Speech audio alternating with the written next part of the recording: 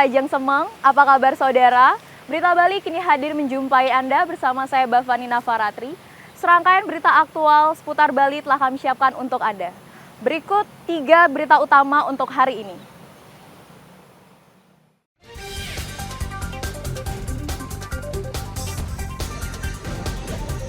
Sebuah rumah warga di Desa Kaliakah, Jembrana terbakar.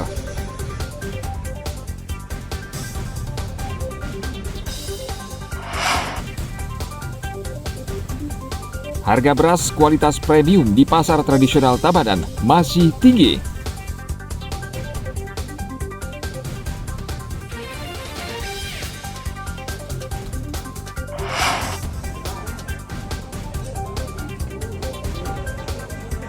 KPU Bali akan melakukan pemungutan suara ulang di 3 TPS di Kabupaten Buleleng.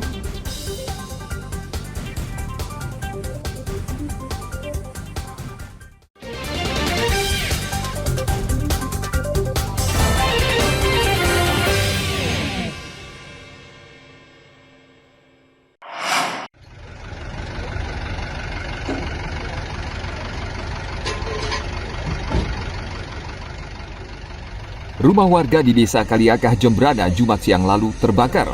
Api membakar salah satu kamar yang diduga akibat dupa jatuh ke kasur, lalu api merembet dengan cepat dan membakar bangunan. Kebakaran membuat panik warga sekitar. Mereka langsung menelpon petugas pemadam yang beberapa menit kemudian datang memadamkan api agar tidak meluas. Pemilik rumah IKD Kerita Budi Atmaja berusaha menyelamatkan barang-barang di dalam rumah, namun ia harus mengikhlaskan uang sebesar 70 juta rupiah yang ikut hangus terbakar. Objek yang terbakar adalah sebuah kamar atau sebuah rumah, di mana di dalam rumah itu terdapat banyak kerugian, yaitu seperti tempat tidur, TV, beserta peralatannya. Yang penting itu adalah ada uang tunai sejumlah kurang lebih 70 juta, beberapa sertifikat tanah yang itu juga terbakar dan tidak bisa diselamatkan. Perkirakan api bersumber dari dupa yang dipakai untuk sarana persembahyangan yang kemungkinan jatuh ke atas kasur dan meluas.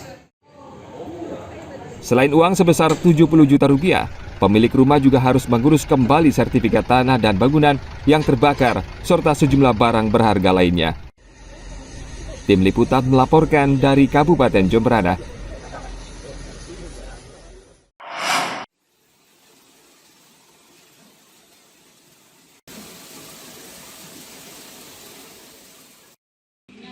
Harga beras kualitas premium di pasar tradisional Tabanan saat ini masih tinggi. Tidak hanya pembeli, pedagang mulai mengeluh karena mempengaruhi omset atau pendapatan mereka.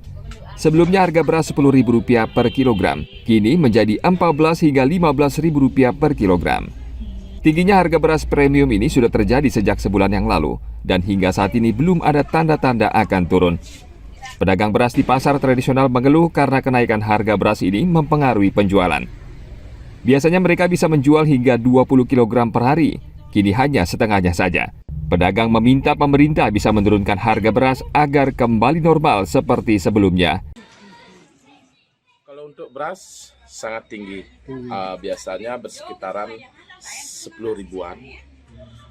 Untuk sekarang ini harganya 15, udah termasuk tinggi nih. Ini mulai kapan di harga ini? Untuk harga 15.000 sudah sekitaran sebulan yang lalu. Sebulan. Sulit nggak menjualnya ini? Gimana? Sulit nggak menjualnya ini? Kalau untuk menjualnya nggak sulit sih, cuman masyarakat yang membeli agak mengeluh karena harganya. Itu kan untuk keseharian beras. Yang jelas menurun. Biasanya saya bisa menghabiskan untuk diecer 20 kilo sehari.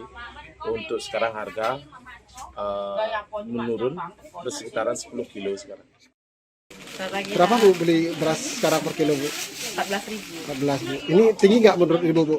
Lumayan tinggi. Ya, sebelumnya berapa Bu tahu Bu harus sebelum harganya? 10 ya? Dulu berapa 12 ya? 12 ya. Jadi Udah lama tuh. ya, jadi memberatkan Bu ya. Ya. Nih.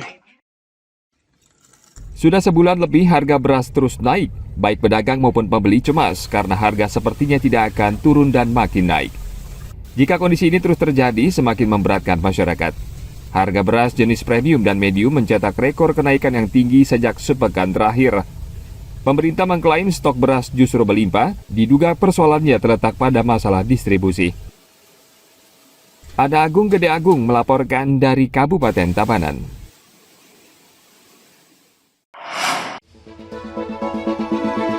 Kita ingin kesulitan ini berubah menjadi kemudahan. Saya komit, saya siap melanjutkan semua strategi untuk menjaga demokrasi berjalan dengan baik.